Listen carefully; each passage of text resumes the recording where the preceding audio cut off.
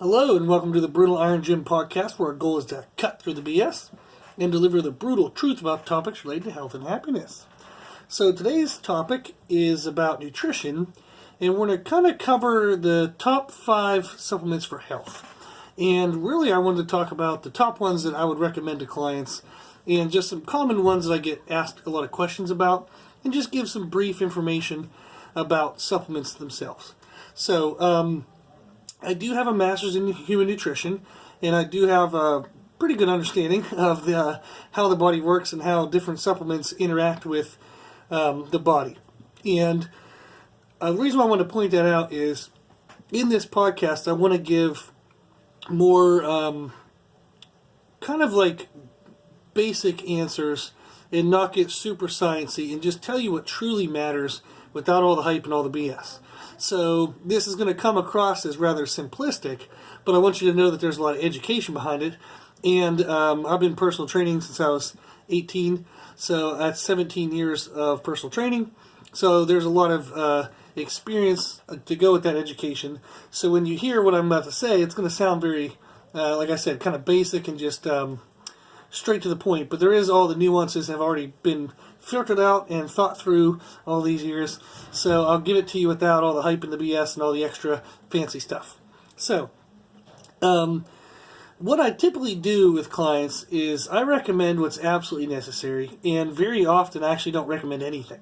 So usually when people come to me, what they are missing in terms of being healthy isn't supplements. They're not eating their food, their real, actual, solid food correctly, and they're not exercising correctly for whatever their goals are. And those two are way more important and way more influential than the supplements that they may or may not take. And then also sleep, that's a huge component as well, and then water intake. So those kind of like are big 4 important things that people need to get right before supplements can even really matter much.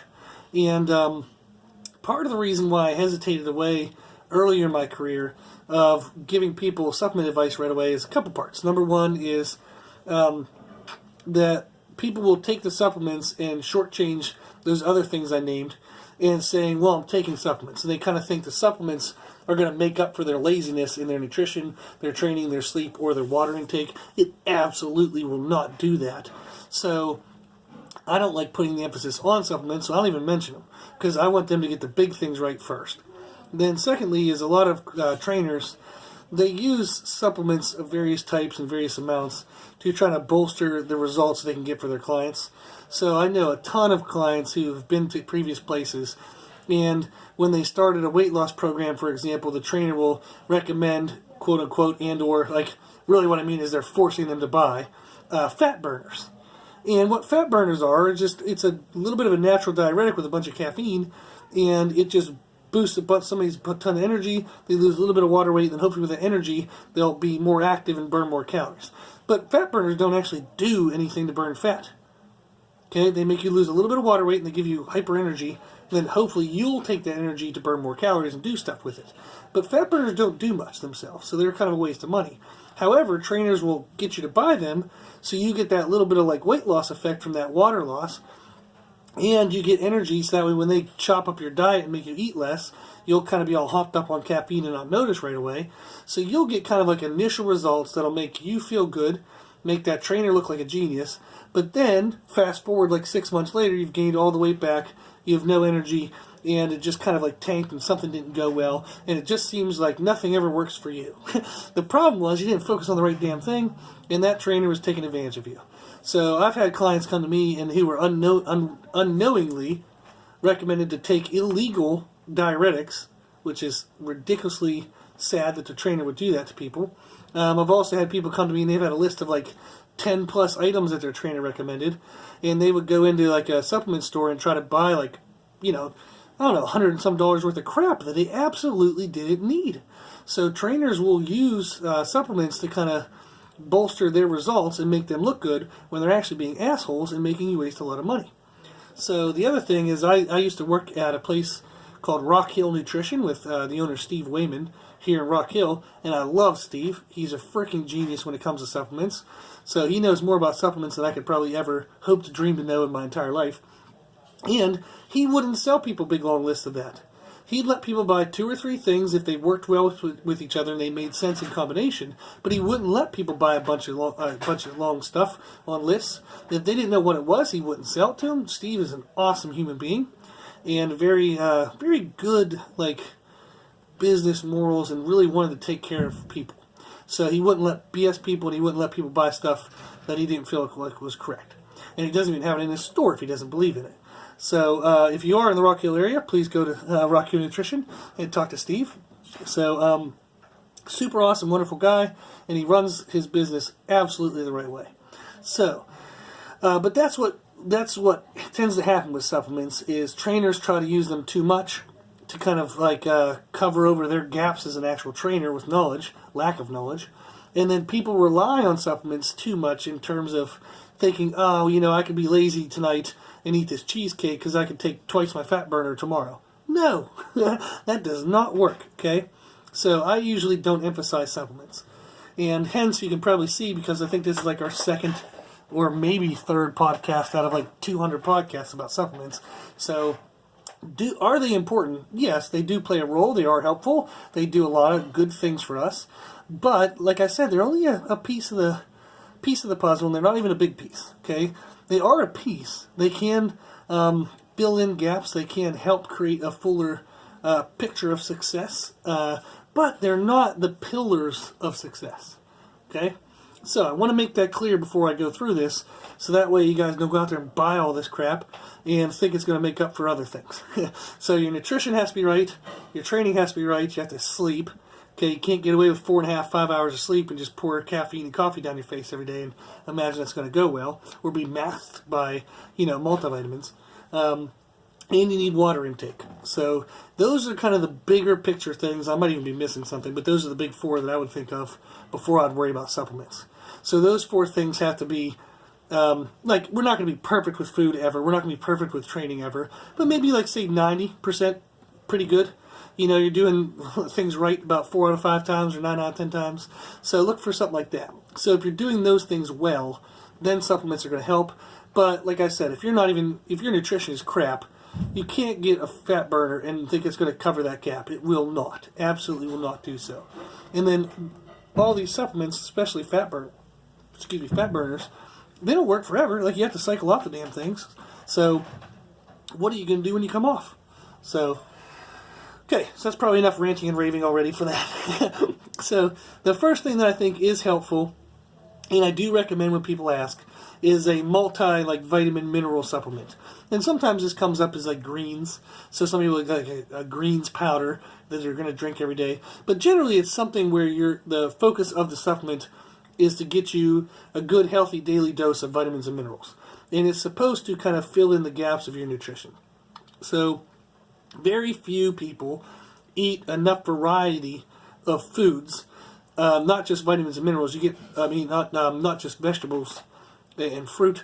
You get vitamins and minerals from everything you eat. So meat, cheese, dairy, carbs. So protein and carbs and fats are all really good things that you need to be accountable for, not just fruits and vegetables, okay? So, but very few people eat enough variety of foods to cover all of their vitamin and mineral needs. And that's just due to today's culture and food. So we don't have to harvest our food. We can just go to, a grocery store and just scoop it into the cart right off the shelf. So we tend to kind of pick things that we like. We tend to pick very repetitive things. So we tend to eat maybe the same kind of 15 to 20 food items on a continual basis. And that might not cover all of your basic needs. So one of the difficult things about multivitamins and mineral supplements is you don't really notice anything from them. So you'll take them, but it's not like you get this huge boost of energy, or you get this big boost in strength, or, you take a multivitamin, all of a sudden you lose 5 pounds the next day. You don't really get a lot of noticeable effect from them. What you do get is you just you get sick less often. You have slightly better energy than usual. You have better hair, skin, nails. It just aids a little bit in your everyday comfort. So multivitamins and minerals are something that you more so notice when they're not in place, that you have negative effects. But when they are in place, they kind of protect you from those negatives. So they don't give you a ton of positive, but they protect you from the negatives, if that makes sense.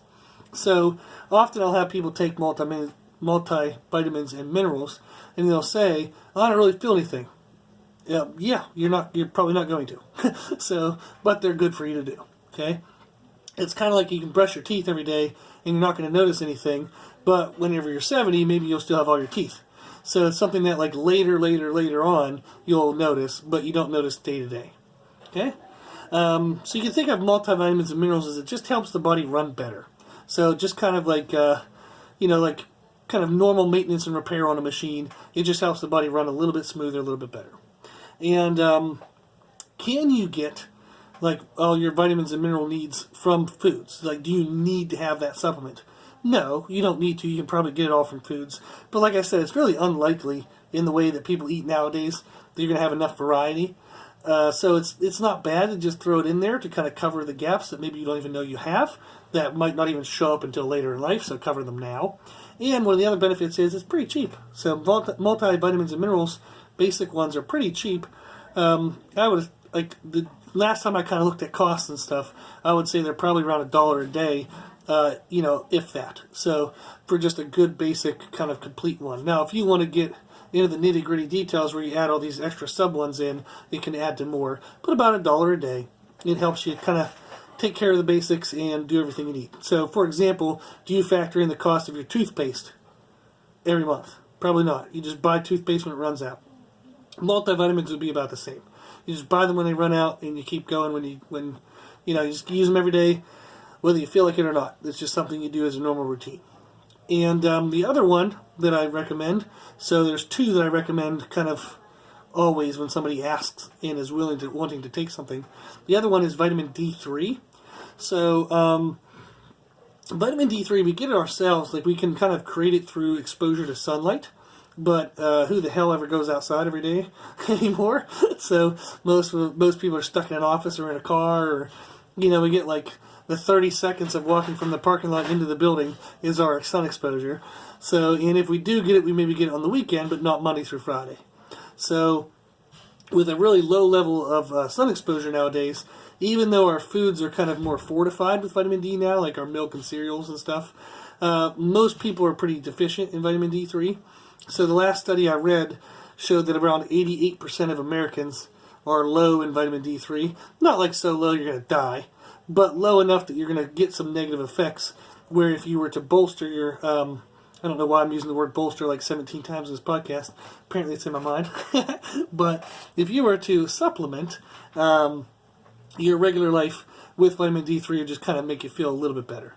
So vitamin D3 is kind of connected to improving mood, like fighting depression is a kind of like a related usage for it, or a benefit of it.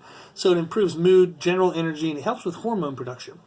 So people who have hormonal issues like low testosterone or stuff like that, vitamin D3 can help towards that in some ways. Depends on what your issue for why it's low. So it's a small factor in there, but it is a factor. So vitamin D3 helps with mood, energy, and hormone production. And the other benefit of vitamin D3 is it's cheap. So I think it's like 10 cents a day for a general dosage. So that's pretty cool. So something that we know is kind of good for us, but it's cheap. So that way we don't have to spend $1 million to try to be healthy. So if you put together a multivitamin and mineral and some vitamin D3, you might be paying $1.10 a day, maybe up to $1.50 a day. But that's not too bad to ensure that you have pretty good health. So like I said, it's not a cost that you should worry too much about, because you don't think of the cost of, like, you're not going to factor in the cost of toothpaste. You're not going to factor in the cost of, like, water usage for showers every day.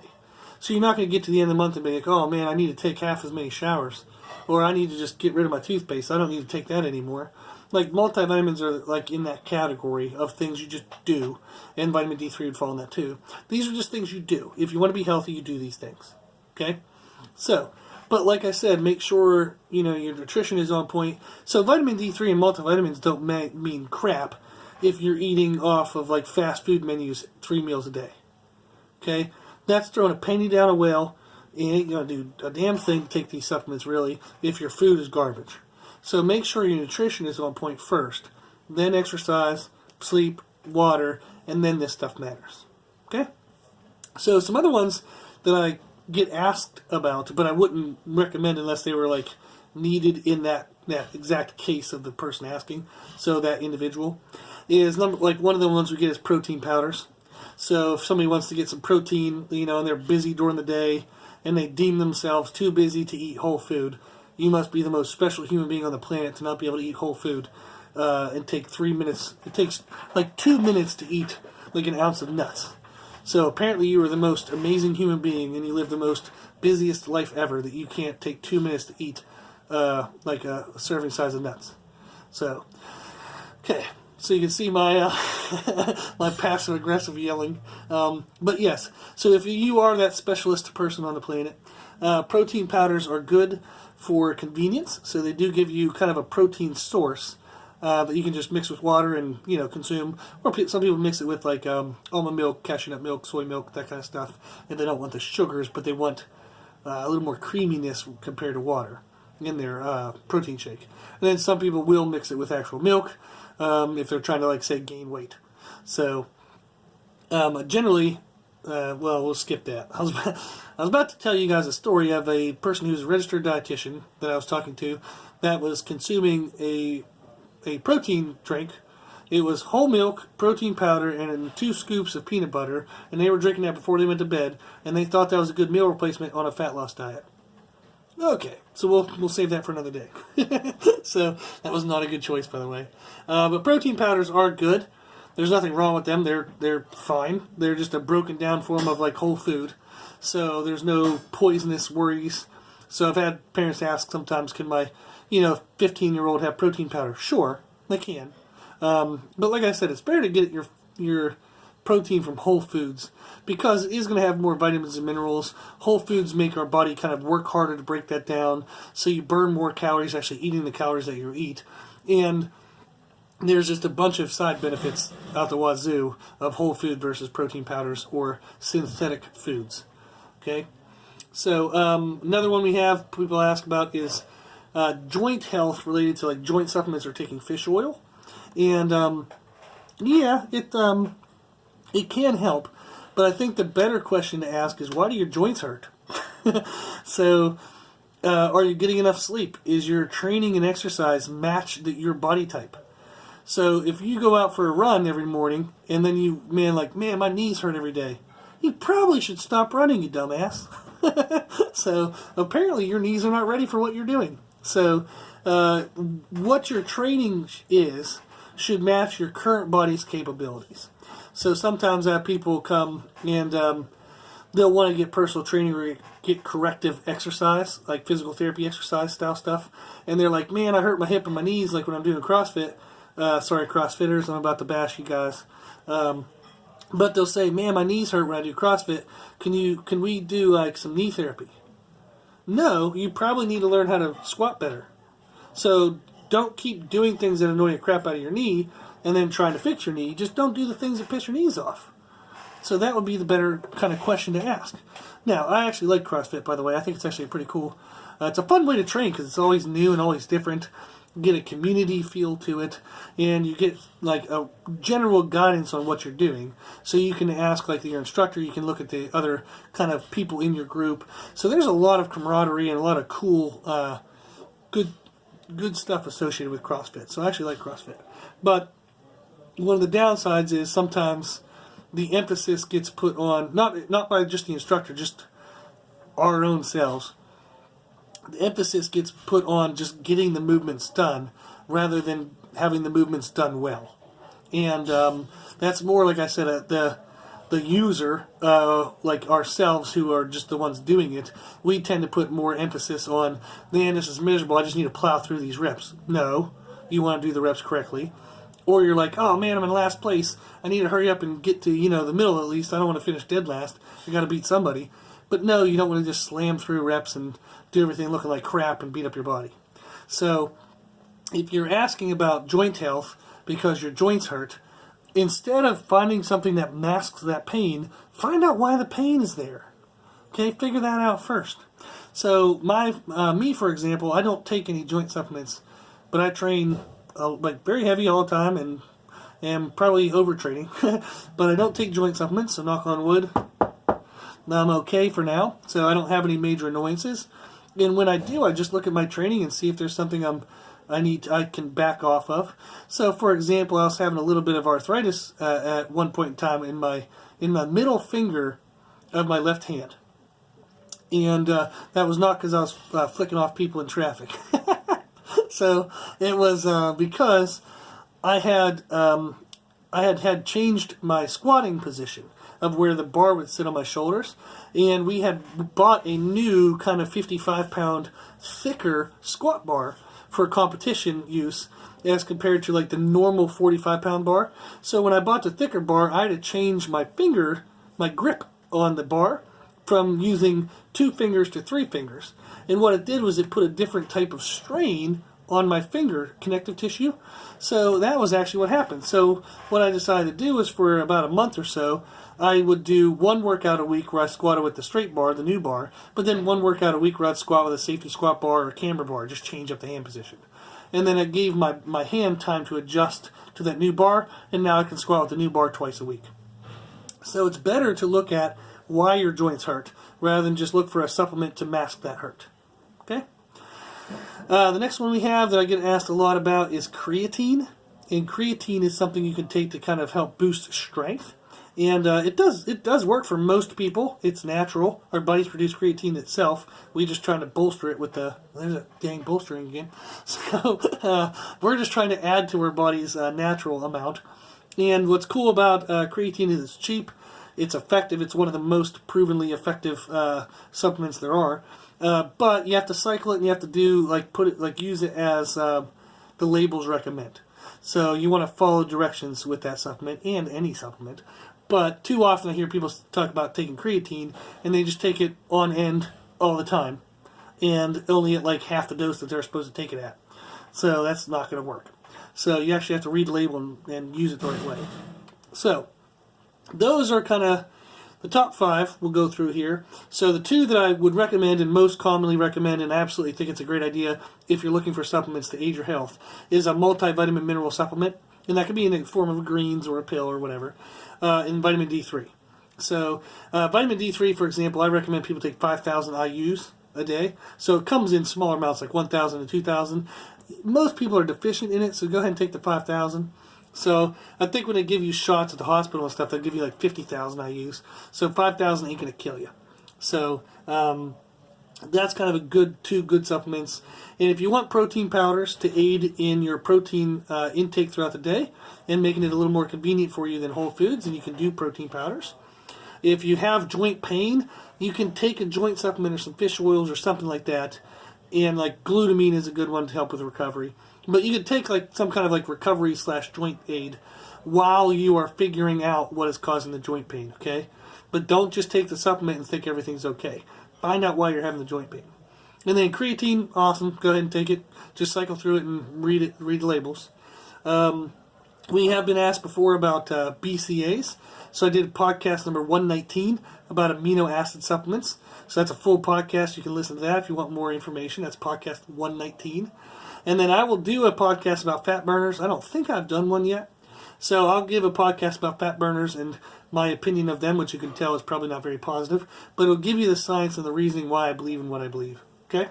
So, like I said at the beginning, this was a quick rundown and very kind of surface level in terms of easy to understand type detail, hopefully. But I want you to know I do have a master's in this. I've done it for, 17 years. So there's a lot of nuances of all the stuff that's gone through this. So if you're looking for more nitty-gritty detail and more in-depth stuff, then go ahead and find like some articles and stuff online and read more into them. But what I wanted to give was a good broad overview of some supplements that I think were helpful and my perspective on what might be worth your time or not worth your time and money. So hopefully that was helpful. So if you like this podcast, you can find more from us on Instagram, Facebook, and Twitter at Brutal Iron Gym. Also, if you like the podcast, you can sign up to become a patron of the podcast by donating $10 a month towards the podcast. For a donation, we will send you programming of your choice. It can be on any goal that you want. You just shoot us an email, tell us what you're working on, and we'll send you a program for it every single month. If you'd like to become a patron, we can do so directly on the Podbean app. You can send us an email or you can do a Google search, become a patron, Brutal Iron Gym Podcast. And if you like the podcast, please share it with family and friends. The more people we help, the happier the world will be. And if you have any questions, feedback, or suggestions, we would love to hear from you. So the podcast is for you, so we want to know what you want to learn about. That way we know at least one person will listen. So you can reach us at our email, brutalirongym@gmail.com. As always, I hope this was helpful, and thank you for listening.